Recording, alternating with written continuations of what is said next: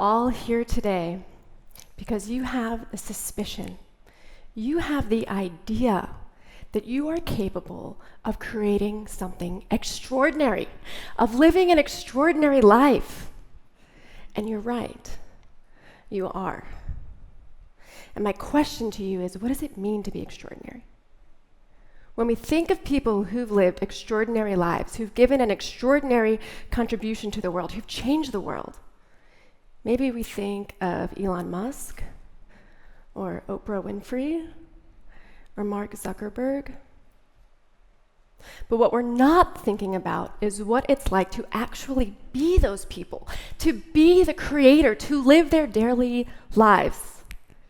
And if you look up Elon Musk, you'll see that he talks about suffering from chronic depression. And he's not alone. 1/3 of the world's entrepreneurs suffer from extreme anxiety and stress, and some studies even show that half of them suffer from this, which means that being an extraordinary creator on a daily basis doesn't feel good. So my offering to you, my suggestion, is that instead of waiting to be happy, instead of looking at what can I give to the external world and then I'll be extraordinary, let's look at our inner world. Let's create an extraordinary life from the inside out. Now, when I started my entrepreneurial journey, I didn't know that. And I wanted to be a crazy successful entrepreneur and build a company that made millions of dollars, have the hockey stick startup curve, get on the cover of Forbes magazine. I also wanted to help people. And I started a corporate wellness business. And what we did was bring yoga classes, meditation, and really progressive education into the workforce with the idea that we could bring work back to life. Because as I saw it, when people went to work, they sort of put their lives on hold and stopped living. Did you ever say to yourself, oh, when I get home from work, I'll work out? Or I'll start that project this weekend, and then you don't do it. Right? So I aimed to change that. I aimed to change the world. And I was going to do anything to make it happen. And I did. So as the founder of a startup, you're sort of chief everything officer. So I was head of sales. And my buyer was human resources. I went to maybe 100 meetings talking to human resources teams, telling them about what we're offering. And what they were interested in, their definition of well-being was being as thin as possible. If our people aren't overweight, then they're well. And I was blown away by this. What it also meant from a business perspective is that they weren't buying. Right? So my goal of being wildly successful wasn't happening, but I wasn't going to take no for an answer. So I did whatever it took. I launched a conference so we could change the definition of the marketplace of what it means to be well. I cold called businesses. I knocked on doors, introduced myself. Some people welcomed me, some people were like, get out. Whatever it took. And the more I did and did and did and did, the less and less and less I was feeling happy. And the less and less and less we made money. And I spun into a constant phase of anxiety and eventually depression, trying to change the world. So how do we build an extraordinary world from the inside out? Where do we begin? What is that? The cool thing is, I discovered that there's a parallel between building an extraordinary business and building an extraordinary life. And it's a 3-part framework. And if you follow along with me, you'll leave here knowing that on a daily basis, you are being extraordinary. So I live in Austin, Texas, and I joined a startup accelerator program, which is an organization that helps startups get off the ground. And I sat in a class one day with a brilliant teacher named Gordon Doherty. And Gordon was talking about how brilliant companies make really hard decisions. And what they use to do this is something called their core values. So really great companies have a set of core values. And whenever they're faced with, should we do this or should we do this, they bump it up against their core values. It's kind of like their backbone. And if it hurts 2 or more of their values, they don't do it. Well, it's the same thing for a person. You can discover what your core values are. And knowing these, you will not sacrifice what fulfillment is to you, what your ingredients are for happiness. And the way you discover your core values is first by asking yourself, what do I want? So imagine you have a piece of paper and you fold it in half. On the left side, make a list of all the things you want. I want to be successful. I want a family. I want a lot of friends. I want a lot of money. And then on the right side, make a list of why you want those things. And it's in that list that you'll find your core values. Now, at the time, I hadn't done the work, so I didn't know mine, but I can tell you now, my core values include feeling safe, having fun, extraordinary health, adventure, freedom. But I was so focused on changing the world. I was living out here. I wasn't living from in here. And so I was sacrificing those things. Feeling safe, when I say I did whatever it took, I leveraged everything I had to be successful. I liquidated my savings account, my 401k. I woke up one day and I had $15 in my checking account and $14 in my savings account. Can you imagine that? And I still wouldn't let go. Have fun? Every day I woke up. I'm behind, we're not making enough money, I'm late, I'm not successful yet. No fun. No fun for me. And then health. Well, if you're living in a constant state of anxiety, here's what it does to the body. First of all, your thinking gets kind of funny, right? So I'm going to tell you about two kinds of brainwaves. There's more than two, but I'm going to focus on two. One is alpha brainwaves. They kind of look like this, nice and steady. In an alpha brain, you're calm, you're creative, life's good, you're rational, you're empathetic. But when you're anxious, you are in beta brain. Beta brain waves, some people call this monkey brain. It looks way more erratic. And in beta brain, I'm late. I'm not doing well. We're going to fail. I don't know the answer. And beta brain is dangerous for entrepreneurs or big creators because you actually can't be creative. You run in this constant default loop of I'm not good enough, I'm not smart enough, and you come up with the same solutions over and over and over, and the same solutions don't net new innovation, right? So it's your enemy. So you can't be creative. Next thing that happens when you're sitting in anxiety and you're in beta brain is your breath starts to follow. Your body thinks this fear is very, very real. These thoughts are very, very real. Failure is imminent.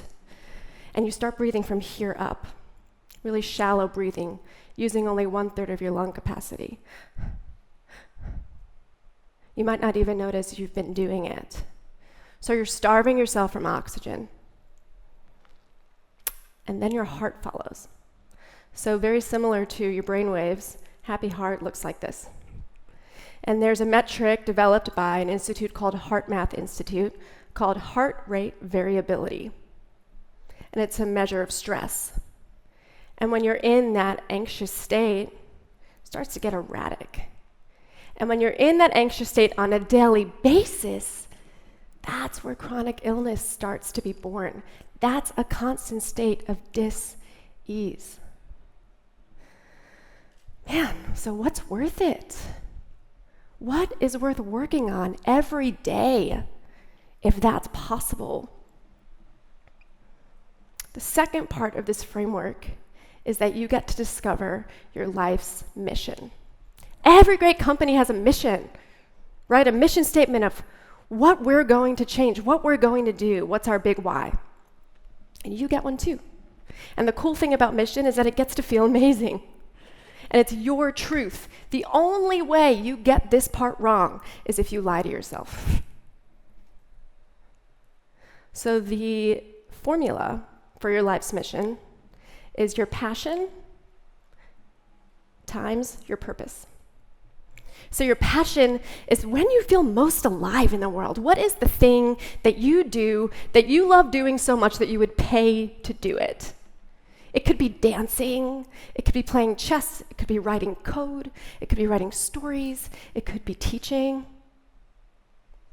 And your purpose is, if I could make the world 1% different, if when I was gone, this thing moved a little to the right, I would be happy, it was worth it. That's your purpose. My passion is teaching and speaking. And my purpose is to help people make this distinction that by building our inner world, that's what makes an extraordinary life. So right now, I know that I'm on mission, which is awesome. And you can have that too. The third part of this framework to living an extraordinary life from within is building a beautiful vision for how it all comes to life. So the first part of the beautiful vision is the tactical expression of your mission. So based on my mission, well, I could become a professor. And I can teach classes on building your inner world, on mastering an extraordinary experience. I could give a TEDx talk. Right? There are a lot of different ways it can come to life. And you might be asking, well, Mel, how can I create a beautiful vision and not be thinking about the external world at the same time? You get to. But the trick is not to attach to the outcomes, right? Create the beautiful vision, see it, but sit in the state of being instead of the state of doing.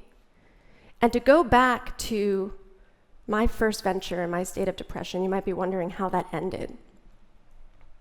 Well, I got the vision.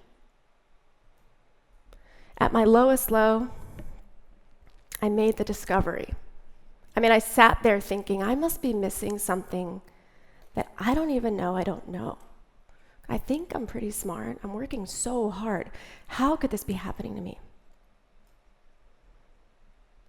And I read this book called The Power of Now by Eckhart Tolle, and I realized that I was waiting to be happy, like dangling a carrot. When the company makes millions of dollars, that's when I'm successful.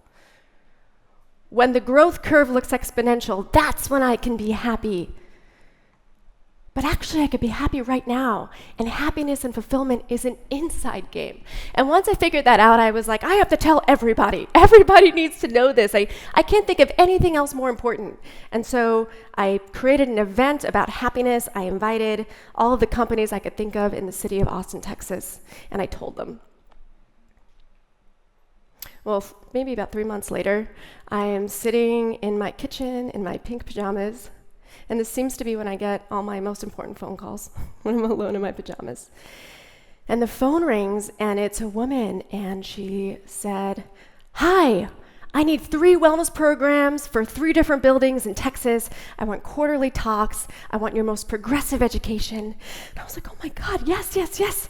Who is it? It's Google. Every startup's dream.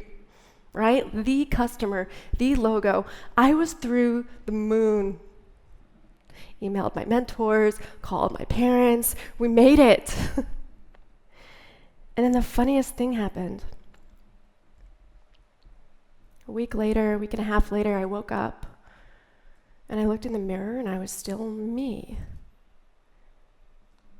My pink pajamas were still the same, still woke up alone in my apartment.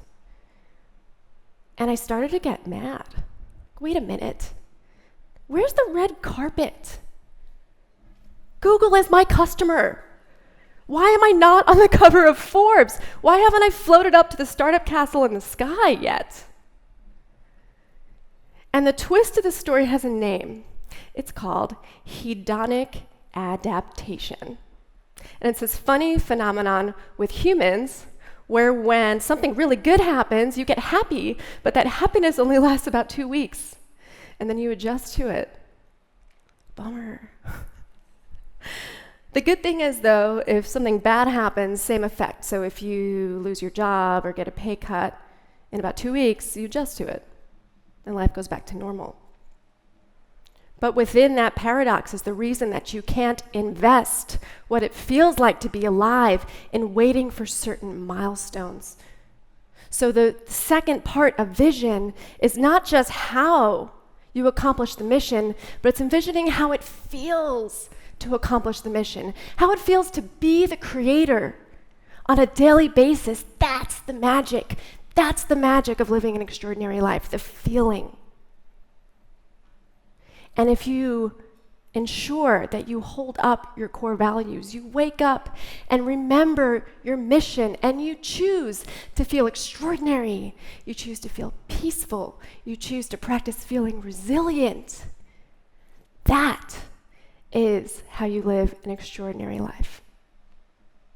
So remember, The most important business you will ever build is yourself. Thank you.